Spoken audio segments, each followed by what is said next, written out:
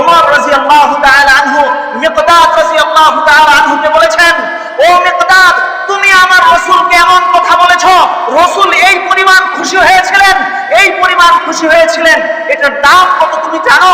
এটার দাম কত তুমি জানো? ও মিকদাদ, তোমার এই আমলের এই কথা বলার সওয়াবটা শুধু আমাকে দিয়ে দাও, তুমি সমস্ত আমার নামাজের সওয়াব তুমি নিয়ে যাও, আমার জীবনের সমস্ত জিহাদের সওয়াব তুমি নিয়ে যাও, আমার সারা জীবনের রোজার সওয়াব তুমি নিয়ে যাও, আমার সারা জীবনের সমস্ত সওয়াব তুমি নিয়ে যাও, আর আমাকে রাসূলকে খুশি করার এই আমলটা শুধু আমাকে দিয়ে দাও, এই আমল দিয়ে আমি জান্নাতে চলে যাব। সুবহানাল্লাহি ওয়া বিহামদিহি। من يهد الله فلا مضل له ومن يضلله فلا هادي له ونشهد أن سيدنا وسندنا وحبيبنا ومولانا محمدا عبده ورسوله أرسله بالحق بشيرا ونذيرا وداعيا إلى الله بإذنه وسراجا وقمرا منيرا. أما بعد فأعوذ بالله من الشيطان الرجيم. بسم الله الرحمن الرحيم. وأقيموا الصلاة وآتوا الزكاة واركعوا مع الراكعين. وقال الله تعالى في موضع آخر: هو الذي أرسل رسوله بالهدى ودين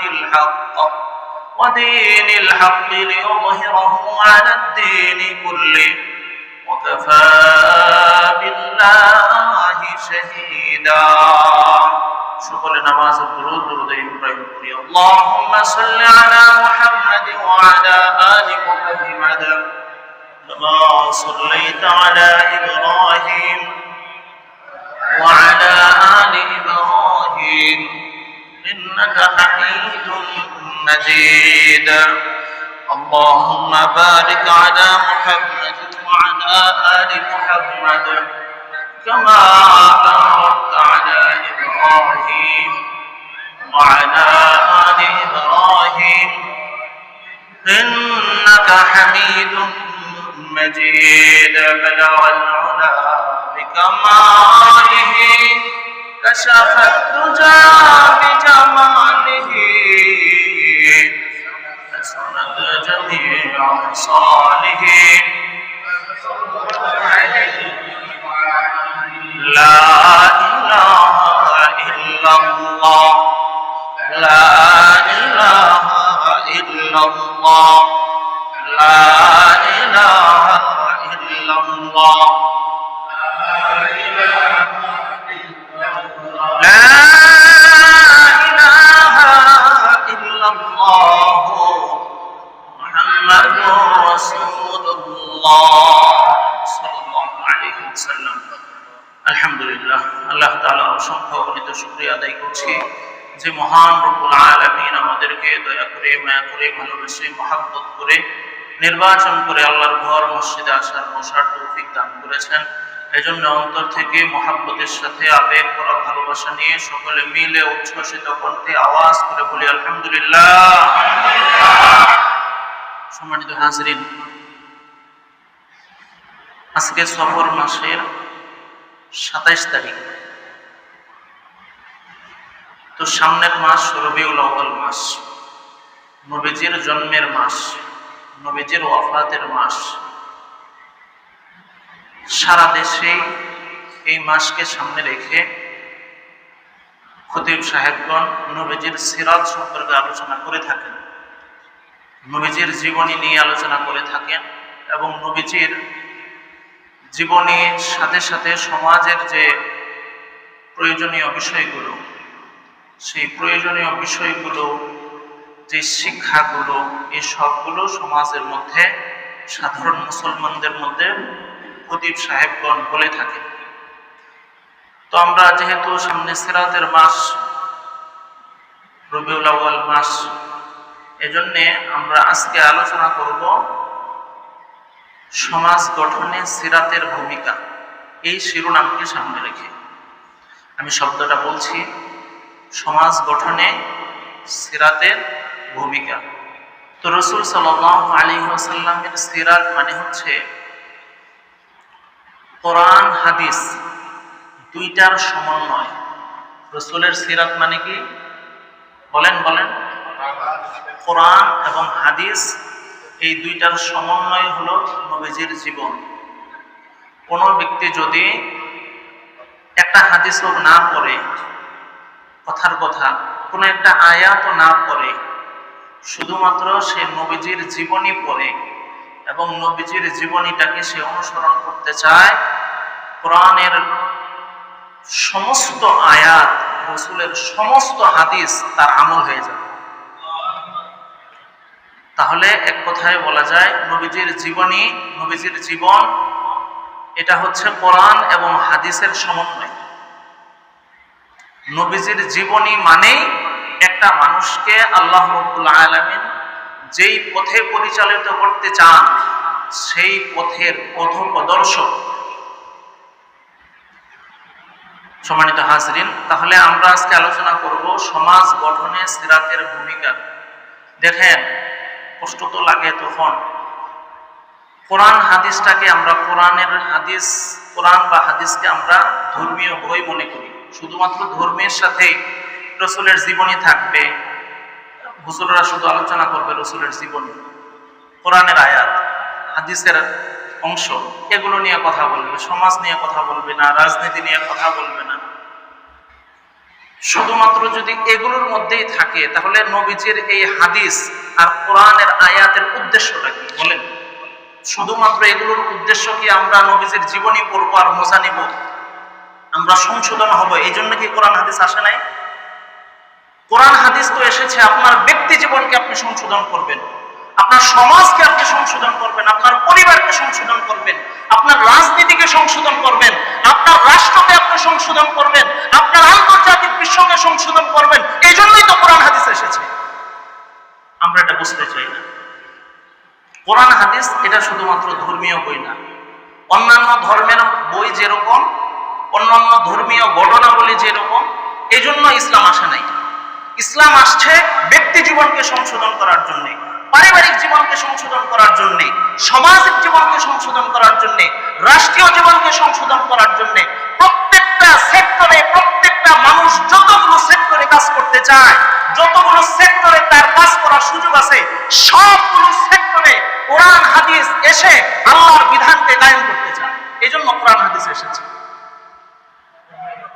সম্মানিত হাজিরিন, এই জন্য কোরআন হাদিসকে সামনে রেখে আমরা ব্যক্তি জীবনকে সাজাবো, কোরআন হাদিসকে সামনে রেখে আমার পরিবারকে সাজাবো। সর্বক্ষেত্রে আমরা কোরআন হাদিসকে সামনে রাখবো, এরপরে পরবর্তী কাজটা করব।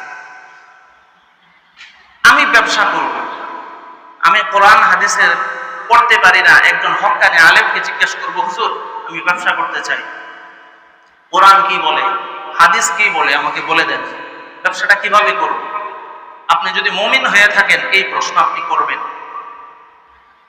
আপনি সমাজের মধ্যে সমাজপতি হতে চান, আপনি আপনার আলেমকে জিজ্ঞেস করেন যে হুজুর আমি সমাজপতি হতে চাই, এখন আমার জন্য করণীয় কি, আমি কিভাবে করতে পারি? আপনি চাকরি করতে চান, হুজুরকে জিজ্ঞেস করেন যে হুজুর আমি কি সুদী ব্যাংকে চাকরি করব, নাকি মিথ্যা আলো, অন্ধকার আলো, প্রথম আলো আর কি, এই প্রথম আলো অন্ধকার আলোতে আমি চাকরি করব, নাকি দিল্লি স্টারে আমি চাকরি করব? কোথায় চাকরি করলে আমার জন্য ভালো হবে, কোনটা হালাল হবে? এটা আপনারা আলেমকে জিজ্ঞেস করতে হবে, কারণ আপনি তো কোরআন হাদিস জানেন না। আপনি রাজনীতি করতে চান, এবার হুজুরকে জিজ্ঞেস করেন যে হুজুর ইসলাম কোন রাজনীতিকে অনুমোদন দেয় আর কোন রাজনীতিকে অনুমোদন দেয় না, এটা আপনি বলে দেন। আপনি যদি এগুলো তোয়াক্কা না করেন সেটা আপনার বিষয়, আপনি তোয়াক্কা করলেন না, সেটা এখন তো আপনার বিষয়, আপনি বুঝবেন আর আপনার আল্লাহ বুঝবেন। কিন্তু একজন আলেম, সমাজ আপনারা বলে থাকেন একজন আলেম হলো নেতা। কিসের নেতা? আলেম তো গোলাম। আলেম কি? গোলাম। আপনারা মনে করেন আলেম গোলাম, ইমাম মানে গোলাম, আপনারা এটা মনে করেন। ইমামকে বলেন মুখে যে নেতা, কিন্তু অন্তরে আছে গোলাম, আমার কথা মেনে চলতে হবে। বেতন দেই না, আমার কথা মেনে এরপর ইমামকে চলতে হবে, এটা আমরা মনে করি। কথা ঠিক না ঠিক? সম্মানিত হাজরিন, এই যে রসুলের সিরাত সমাজকে কি শিক্ষা দিতে চায়, কোরআন হাদিস কি শিক্ষা দিতে চায়, সামনে যেহেতু রসুলের সিরাত নিয়ে আলোচনা করব, এজন্য এই সিরাত আমাদেরকে কি শিক্ষা দিতে চায় এই ভূমিকাটা আজকে আলোচনা করব। আল্লাহ তাআলা আমলের নিয়তে ইখলাসের সাথে আল্লাহ তাআলা শোনার এবং বলার তৌফিক দান করুন। খাহেসাত থেকে আপনাকে আমাকে সবাইকে হেফাজত করে। মানুষ সামাজিক জীব, মানুষ একা একা চলতে পারে না, মানুষ চলতে হলে তার সাথে সঙ্গী লাগে। এই জন্যই তো আল্লাহ বউর ব্যবস্থা করছে, আর মহিলার জন্য পুরুষ স্বামীর ব্যবস্থা করছে। এই যে পরিবার, এই পরিবার দিয়ে চলতে পারে না, আরো কি লাগে, আরো কি আছে, আল্লাহ কি দিছে। স্বামীর জন্য, পুরুষের জন্য তার শ্বশুর শাশুড়ি আছে, তার শালা সম্বন্ধী শালি আছে, জেঠাস আছে। আবার এদিক থেকে মহিলার জন্য তার শ্বশুর শাশুড়ি আছে, তার দেবর আছে, আরো দেবরের জামাইয়ের বোন রে কি কয়, ননদ আছে। যাই হোক, এই যে এগুলো, এই সবকে নিয়ে আত্মীয় স্বজন, পরিবার পরিজন, এই সবগুলোকে নিয়ে তার সমাজ, তার প্রতিবেশী আছে। এই সমাজ একাকী মানুষ চলা সম্ভব না। আপনার জন্য দরকার, আপনি ভাত খাবেন, তরকারি লাগবে না? তরকারিতে যা কিছু লাগে, মাল মেডিসিন লাগে, এই সব কিছু আপনি তৈরি করতে পারবেন, আপনি চাষাবাদ করতে পারবেন। এটা কি সম্ভব? এটা সম্ভব না। একজন গোশতের ব্যবস্থা করবে, সেই গোশত বিক্রি করবে। আরেকজন চাউলের ব্যবসা করবে, চাউল বিক্রি করবে। আরেকজন মশলার ব্যবসা করবে, মশলা সে ব্যবসা করবে, আপনার কাছে বেচবে। এই যে এক একজন এক একটা করবে, সবাই সবার মুখাপেক্ষী, সবাই সবার কি মুখাপেক্ষী। আর এই জন্যই অনেক মানুষ দরকার, অনেক মানুষের সম্মেলনকেই বলা হয় সমাজ। অনেক মানুষের সম্মেলনকে কি বলে? সমাজ। মানুষ সামাজিক জীব, একাকী সে চলতে পারে না। কেউ যদি মনে করে আমি একলা চলবো, সে সম্ভব না তার দ্বারা চলা। মানুষ কি করে, যখন একলা একলা ঘরে থাকে তখন সে হাঁপায়া যায় অনেক সময়, তখন একটু ভালো থাকার জন্য নিচে আসে, এলাকার মানুষের সাথে চলে, একটু চা খায়, মানুষের সাথে সাক্ষাৎ হয়, গল্প গুজব হয় কি হয় না? মানুষের সামাজিক জীব। এই সমাজকে পরিশুদ্ধ করতে পারলে, প্রত্যেকটা সমাজ যদি, আমাদের দেশের সমাজগুলো মসজিদ ভিত্তিক সমাজ, ঠিক কিনা? এই দেশে মন্দির ভিত্তিক সমাজ না, নেতা কেন্দ্রিক সমাজ না, এই দেশের প্রত্যেকটা সমাজ মসজিদ কেন্দ্রিক সমাজ। আলহামদুলিল্লাহ, এটা বড় একটা বিষয়। এটার মতো নিয়ামত আল্লাহ যে কিভাবে আমাদেরকে এই নিয়ামতটা দিছে, এটা আসলে আমরা নিয়ামতটার শুকরিয়া আদায় করে শেষ করতে পারবো না। একবার জোরে বলেন সুবহানাল্লাহ। আলহামদুলিল্লাহ, এটা আল্লাহ তাআলারই দান। মসজিদ কেন্দ্রিক আমরা বলতেই পারি, গর্ব করে বলতে পারি, আমাদের দেশের সমাজগুলো মসজিদ কেন্দ্রিক সমাজ। আলহামদুলিল্লাহ, মানুষ সামাজিক জীব। এই জন্যই তো আল্লাহ রাব্বুল আলামিন একাকী নামাজ পড়ার চাইতে আল্লাহ তাআলা জামাতের সাথে সমাজের মানুষকে নিয়ে একসাথে নামাজ পড়াকে আল্লাহ তাআলা বেশি ফজিলতের বলে ঘোষণা দিয়েছেন। সুবহানাল্লাহ। আল্লাহ রাব্বুল আলামিন কোরআনুল কারীমের মধ্যে সূরা বাকারার 43 নম্বর আয়াতের মধ্যে আল্লাহ তাআলা বলেন, ওয়াকিমুস সালাতা ওয়া আতুজ যাকাতা ওয়ারকাউ মা'আর রাকিঈন। আল্লাহ তাআলা বলেন তোমরা নামাজ আদায় করো, তোমরা যাকাত দাও। আল্লাহ তাআলা বলেন তোমরা নামাজ আদায় করো, তোমরা যাকাত দাও। ওয়ারকাউ মা'আর রাকিঈন, তোমরা নামাজ আদায় একলা একলা করবে না, জামাতের সাথে তোমরা সবাই মিলে নামাজ আদায় করো। আল্লাহ নবী সাল্লাল্লাহু আলাইহি ওয়াসাল্লাম বলেন, জামাআতু সালাতুল জামাআতি তুফদালু সালাতাল ফজরি বি27 দারাজা। আল্লাহ নবী সাল্লাল্লাহু আলাইহি ওয়াসাল্লাম বলেন, জামাতের নামাজ, একাকী নামাজ আদায় করার চাইতে কোনো একজন মানুষ জামাতের সাথে নামাজ আদায় করছে, আরেকজন একাকী নামাজ আদায় করছে, আল্লাহ নবী সাল্লাল্লাহু আলাইহি ওয়াসাল্লাম বলেন, যে ব্যক্তি জামাতের সাথে নামাজ আদায় করছে সে এক রাকাত নামাজে সে 27 গুণ সওয়াব বেশি লাভ করছে। এক রাকাত নামাজ আদায় করছে মানে 27টা নামাজ, 27 রাকাত নামাজ পড়াছে, সব অর্জন করছে। সুবহানাল্লাহ। 2 রাকাত নামাজ পড়লে 27 দুগুণে কত? 54 রাকাত সে নামাজ আদায় করছে। সুবহানাল্লাহ।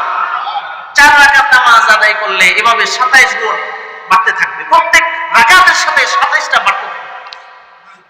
তাহলে একাকী নামাজের গুরুত্বের চাইতে 27 গুণ সব জামাতের নামাজ, অর্থাৎ সামাজিক নামাজ। জামাতের নামাজ মানে কি? সামাজিক নামাজ, একসাথে নামাজ আদায় করবে। আল্লাহু আকবার।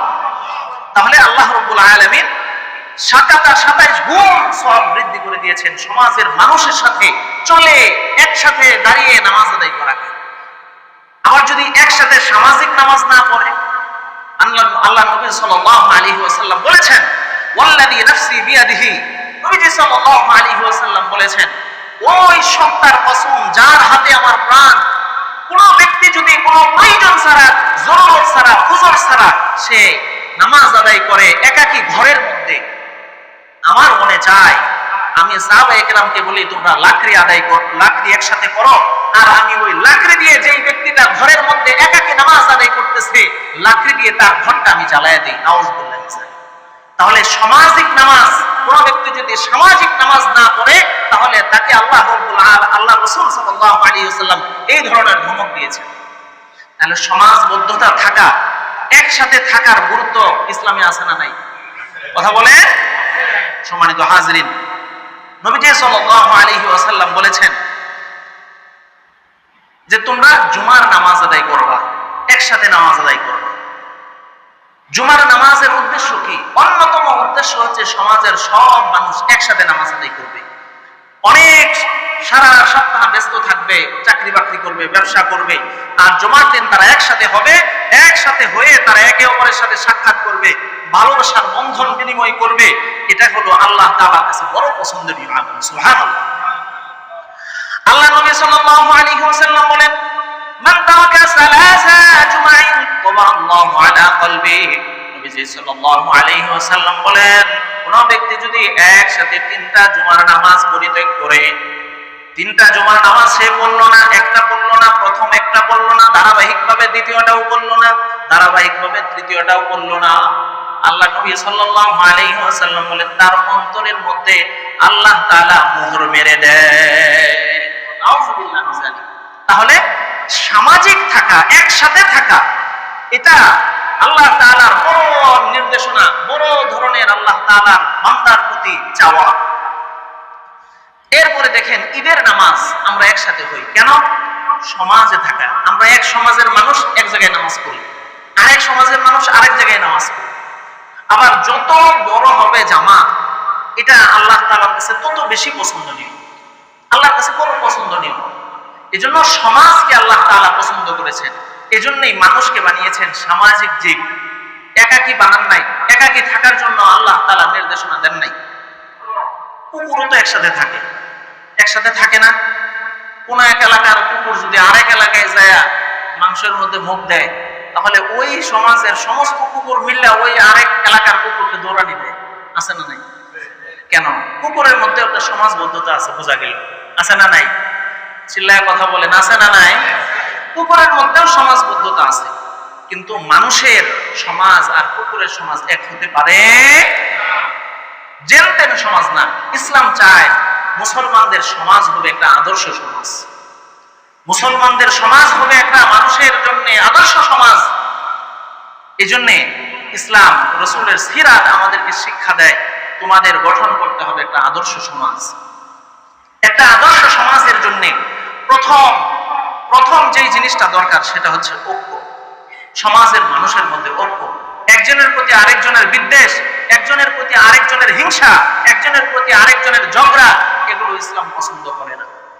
আল্লাহ রাব্বুল আলামিন সূরা আলে ইমরানের মধ্যে আল্লাহ তাআলা 105 নম্বর 3 নম্বর আয়াতের মধ্যে আল্লাহ তাআলা বলেন, ওয়া'তাসিমু বিহাবলিল্লাহি জামিআন ওয়া লা তাফাররাকু ওয়াযকুরু নি'মাতাল্লাহি আলাইকুম ইয কুনতুম আ'দাআন ফাআল্লাফা বাইনা কুলুবিকুম ফাআসবাহতুম বিনি'মাতিহি ইখওয়ানা। আল্লাহ তাআলা বলেন, ওয়া'তাসিমু, তোমরা ধরো, আঁকড়ে ধরো, বিহাবলিল্লাহি, আল্লাহ তাআলার রশিকে তোমরা ঐক্যবদ্ধ, জামিআ, ঐক্যবদ্ধভাবে তোমরা আঁকড়ে ধরো, ওয়ালা তাফাররাকু, তোমরা বিচ্ছিন্ন হয়ে যেও না। আল্লাহ তাআলা বলেন আল্লাহর রশিকে তোমরা ঐক্যবদ্ধ ধরো। আল্লাহ তাআলা বলেন না তাফরীকান, আল্লাহ তাআলা বলেন জামিআন, তোমরা একসাথে ধরো, তোমরা আলাদা আলাদা ভাবে ধরো, এটা ইসলাম পছন্দ করে না, আল্লাহ তাআলা চান না। তাহলে একসাথে ধরো, সমাজ বোঝানো হচ্ছে, তোমরা সমাজবদ্ধভাবে আল্লাহর রশিকে ধরো। তাআলা বলেন বিহাবলিল্লাহ, আল্লাহর রশি। বিষয়টা কি? আল্লাহ আসমান থেকে বড় একটা রশি ছাড়বে। দুনিয়ার মধ্যে এমন কোন রশি তৈরি হয় নাই, এত লম্বা রশি তৈরি হয় নাই, যেই রশিটা আল্লাহ তাআলা সপ্তম আসমান থেকে নিচের দিকে নামায়া দিবে, আর এটার মধ্যে আমরা সবাই মিল্লা ধইরা বসে থাকবো। উদ্দেশ্য কি এটা? উদ্দেশ্য এটা না। বিহাবলিল্লাহ মানে হচ্ছে তাওহীদিল্লাহ, আল্লাহর তাওহীদকে, আল্লাহর তাওহীদ, আল্লাহ তাআলাকে একত্ববাদ হিসাবে স্বীকার করা, বিশ্বাস করা, এই জিনিসটাকে তোমরা ধরো। তাহলে আমাদের আল্লাহ রাব্বুল আলামিন আমাদেরকে যে ঐক্যবদ্ধভাবে ধরতে বলছেন সেটা কি? তাওহীদ। বলেন সেটা কি? তাওহীদ, একত্ববাদ। তাহলে আমাদের সমাজটা হবে কিসের ভিত্তিতে? কথা বলেন। তাওহীদের ভিত্তিতে। কিসের ভিত্তিতে? আল্লাহ তাআলার নির্দেশ, আমরা সামাজিক জীব, আমরা সমাজবদ্ধ হব তাওহীদের ভিত্তিতে, মুসলিম হওয়ার ভিত্তিতে, মুমিন হওয়ার ভিত্তিতে। একজন মুসলমান সে আমার আপন, সে যত নিচু জাতেরই হোক, সে যত নিচু মানেরই কর্মস্থলে কাজ করুক, সে আমার খুব আপন। কারণ আল্লাহ বলছেন সে আমার আপন, রাসূল বলছেন সে আমার আপন, নবীজি সাল্লাল্লাহু আলাইহি ওয়াসাল্লাম বলেছেন ইয়াদুল্লাহি আলাল জামাআহ, আল্লাহ তাআলার রহমত, আল্লাহ তাআলার হাত, এটা জামাতের উপর, সমাজবদ্ধতার উপর, একতাবদ্ধতার উপর আল্লাহ তাআলার হাত, অর্থাৎ আল্লাহ তাআলার রহমত একতাবদ্ধ থাকার উপর। ফামান শাজ্জা শাজ্জা ফিন্নার, যে ব্যক্তি বিচ্ছিন্ন হয়ে যাবে সে জাহান্নামের মধ্যে চলে যাবে। শাজ্জা ফিন্নার, সে জাহান্নামে ডুববে। এজন্য কত বড় ধমকি যে সমাজ বিচ্ছিন্ন হয়েও না, সমাজ বিচ্ছিন্ন হবা, তাওহীদের সমাজ থেকে বিচ্ছিন্ন হয়ে যাবা, তুমি জাহান্নামে চলে যাবা। তাওহীদের সমাজ থেকে তোমরা বিচ্ছিন্ন হয়ে যাবা, তোমরা বিচ্ছিন্ন হয়ে জাহান্নামে চলে যাবা। তোমরা ইসলামের সমাজ থেকে বিচ্ছিন্ন হয়ে যাবা, ইসলামের পরিবার থেকে বিচ্ছিন্ন হয়ে যাবা, ইসলামের রাজনীতি থেকে তোমরা বিচ্ছিন্ন হয়ে যাবা, ইসলামের আন্তর্জাতিক ব্যবস্থা থেকে তোমরা বিচ্ছিন্ন হয়ে যাবা, তোমরা জাহান্নামে চলে যাবে। আমার কথা না, আল্লাহর রাসূলের কথা, আল্লাহর রাসূলের কথা। সম্মানিত হাজিরিন, 2 নাম্বার সমাজ, আদর্শ সমাজ গঠনের 1 নাম্বার কাজ হচ্ছে ঐক্যবদ্ধতা, ঐক্য থাকা মুসলমানদের মধ্যে। 2 নাম্বার হচ্ছে পরামর্শ ভিত্তিক কাজকর্ম করা। আদর্শ সমাজ বিনির্মাণ হবে, 2 নাম্বার যে কাজ করতে হবে সেটা হচ্ছে যে কোনো সিদ্ধান্ত গ্রহণ করা।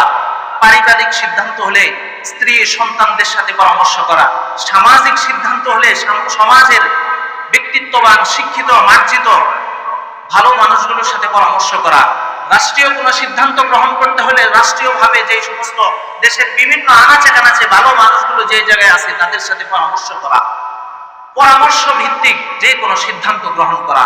বদরের যুদ্ধে নবীজি সাল্লাল্লাহু আলাইহি ওয়াসাল্লামের পরামর্শ করেছেন। বদরের যুদ্ধে তখন আনসারী সাহাবী সাদ ইবনে মুআজ রাদিয়াল্লাহু তাআলা আনহু বদরের যুদ্ধের আগে যখন সাহাবায়ে কেরামের সাথে পরামর্শে নবীজি সাল্লাল্লাহু আলাইহি ওয়াসাল্লাম বসেছেন, তখন সাদ ইবনে মুআজ রাদিয়াল্লাহু তাআলা আনহু এক উদ্দীপনামূলক বক্তব্য দিয়েছিলেন। তিনি বলেছেন, আল্লাহর কসম, যদি আমাদেরকে রাসূল আপনি আমাদেরকে নিয়ে যদি সমুদ্রে ঝাঁপ দেন, আমরা সকলে মিলে একসাথে আপনার সাথে আমরা সমুদ্রের মধ্যে আমরা ঝাঁপ দেব, আমরা বিচ্ছিন্ন হব না, আমরা আলাদা হয়ে যাব না, সবাই মিলে আপনার সাথে থাকবো। কার সাথে থাকবেন? নবীজির সাথে। নবীজির সাথে একসাথে সমাজবদ্ধ আপনার সাথে। আপনি যদি আমাদেরকে সমুদ্রে নিয়ে ঝাঁপ দেন তাহলে সমুদ্রে ঝাঁপ দেন। এরপরে হযরতে মিকদাদ রাদিয়াল্লাহু তাআলা আনহু বলেন যে আমরা মূসা আলাইহিস সালাতু ওয়াস সালামের মতো আপনাকে বলবো না।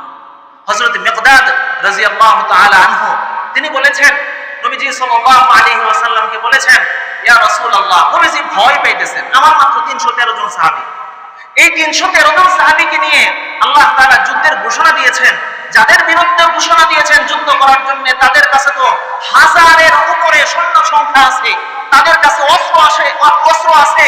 ওই সময়ের সবচেয়ে আধুনিক অস্ত্রগুলো কুরাইশদের কাছে ছিল। তাদের কাছে অস্ত্র আছে, পদাতিক বাহিনী আছে, ঘোড়সওয়ার আছে, সব ধরনের ব্যবস্থাপনা তাদের আছে। আর আমার সাথে যে 313 জন সাহাবী, এই 313 জন সাহাবীকে তো আমি খাবারই দিতে পারি না। তাদের খাবারের অভাব, অস্ত্রের অভাব, তারা দুর্বল মুসলমান, শারীরিকভাবে দুর্বল মুসলমান, রবিত্রী পেরেশান হয়ে গেছে। আবু বকরকে, হযরতে ওমরকে, হযরতে উসমানকে, সবাইকে নিয়ে, তখনকার সাহাবায়ে কেরামকে নিয়ে তারা পরামর্শে বসেছেন। নবীজি এক একজনের কাছে পরামর্শ চেয়েছেন। হযরতে সাহাবায়ে কেরাম, মুহাজির সাহাবায়ে কেরাম এক এক রকমের পরামর্শ দিচ্ছেন। মদিনার ঘটনা নবীজি সাল্লাল্লাহু আলাইহি ওয়াসাল্লাম কামনা করতেছিলেন যে মুহাজির সাহাবায়ে কেরাম তো মক্কা থেকে এসেছে, এখানে এরা হচ্ছে এই দেশে প্রবাসী। মক্কার সাহাবায়ে কেরাম মদিনায় প্রবাসী, ময়মনসিংহের মানুষ টঙ্গীতে প্রবাসী, নোয়াখালীর মানুষ টঙ্গীতে প্রবাসী, টঙ্গীর মানুষ এখানে স্থানীয়, তারা শক্তিশালী। নবীজি সাল্লাল্লাহু আলাইহি ওয়াসাল্লামের কাছে সাহাবায়ে কেরাম মুহাজিররা যখন বিভিন্ন পরামর্শ দিচ্ছিলেন, নবীজি সাল্লাল্লাহু আলাইহি ওয়াসাল্লাম এতটা শান্ত হতে পারছিলেন না।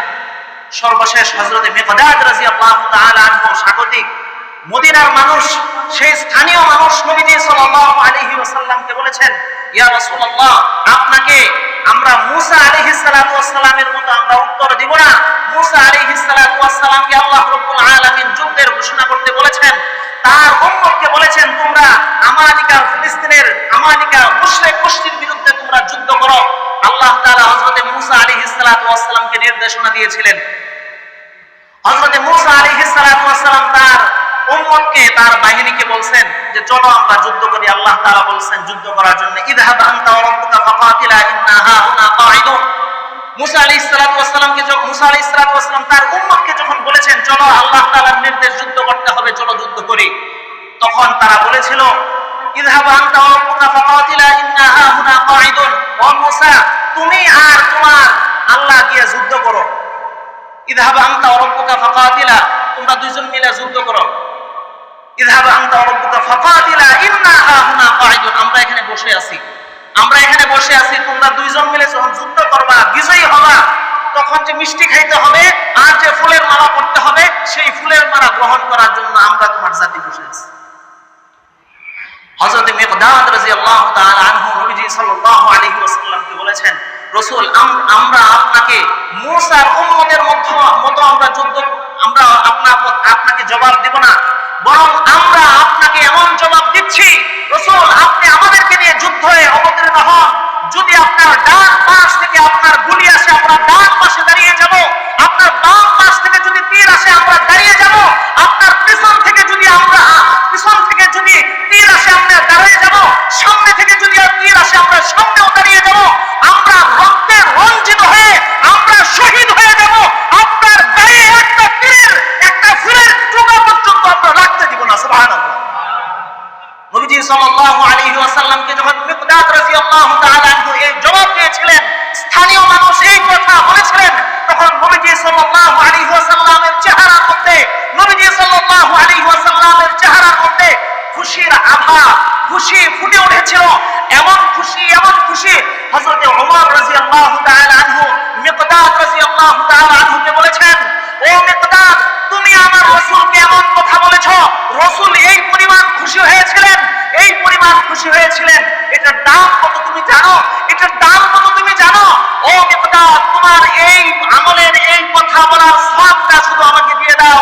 তুমি সমস্ত আমার নামাজের সওয়াব তুমি নিয়ে যাও, আমার জীবনের সমস্ত জিহাদের সওয়াব তুমি নিয়ে যাও, আমার সারা জীবনের রোজার সওয়াব তুমি নিয়ে যাও, আমার সারা জীবনের সমস্ত সওয়াব তুমি নিয়ে যাও, আর আমাকে রাসূলকে খুশি করার এই আমলটা শুধু আমাকে দিয়ে দাও। এই আমল দিয়ে আমি জান্নাতে চলে যাব। সুবহানাল্লাহ।